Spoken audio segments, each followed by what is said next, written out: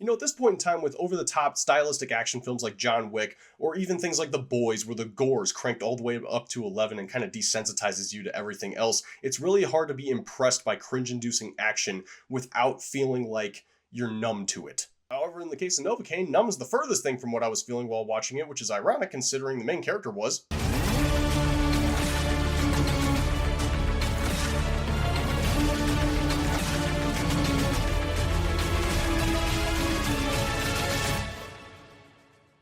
So Novocaine is a new action comedy film starring Jack Quaid, Amber Midthunder, Ray Nicholson, and Jacob Batalon. Jack Quaid plays a guy named Nathan Kane who falls in love with a girl who works at the same bank as him, and he also has a condition where he literally cannot feel pain. The bank gets robbed, the criminals kidnap his girl, and so now Nate, Novocaine Kane, has to go on a mission to track them down and save her. Perfect enough premise to kick off this really cool story. So the first act kind of eases you into things and establishes these characters, showcasing how Nate lives his life all secluded because of his condition for fear of being fatally wounded without realizing it. And it's not until he finally starts going out with Sherry that he actually comes out of his shell. We also see his job as a bank assistant manager and him dealing with clients, and there's one scene in particular with Lou Beatty Jr.'s character Earl that was far more emotionally resonant than I could have ever expected in a film like this. Once the action kicks in with the bank robbery, the tone shifts pretty sharply. And this isn't necessarily a bad thing, because considering how in real life when a bank robbery happens, it disrupts the peace and tranquil nature of normal life, the same can be said in this movie. Because even though you know what kind of movie you're in for, based on how that first act eased into things,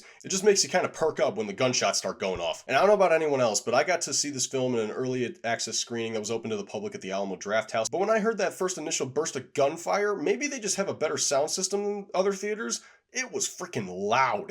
All the action was just such a blast to watch in this because of the fight choreography being combined with the cinematography to just make an incredible presentation. All the performances in the film were really great too and fit the tone pretty well. And there's so many comedic moments in this film that really landed well for me and the audience I was with. Oh, no, stop it. Wow, that hurt. That one hurt the most.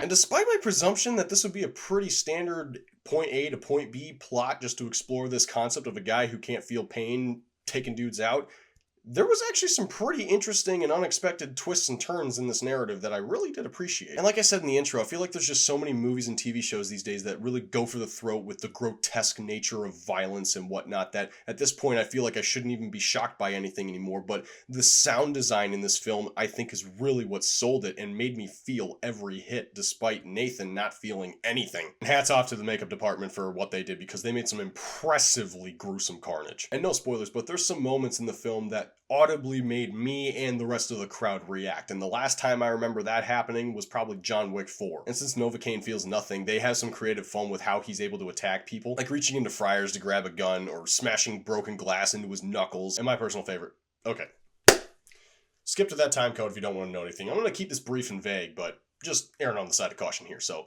3, 2, 1, getting into brief, vague spoilers now. Let's just call it the Assassin's Creed Hidden Blade move at the end.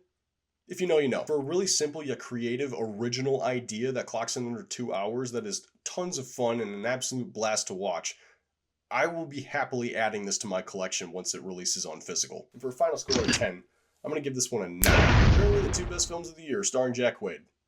Good for him. So Novocaine, I got to see it early. Did you get to see it early as well, or are you waiting until the weekend when it finally releases wide? I would love to hear what your excitement level, thoughts, etc. are in the comments down below, but please, if you disagree with someone, you don't need to be a jerk about it. This is just a movie, after all, not the most important thing in the world. If you like what I do and you want to support the channel, then please hit that like button, subscribe, hit the bell so you know when I'm uploading, and if you want more from me that's not just on this channel, you can click the links in my description. They'll take you to 4 other social media platforms where I can be found, and where I post tons of reviews that don't always make it onto this channel. But until next time, guys, God be with you, and take care.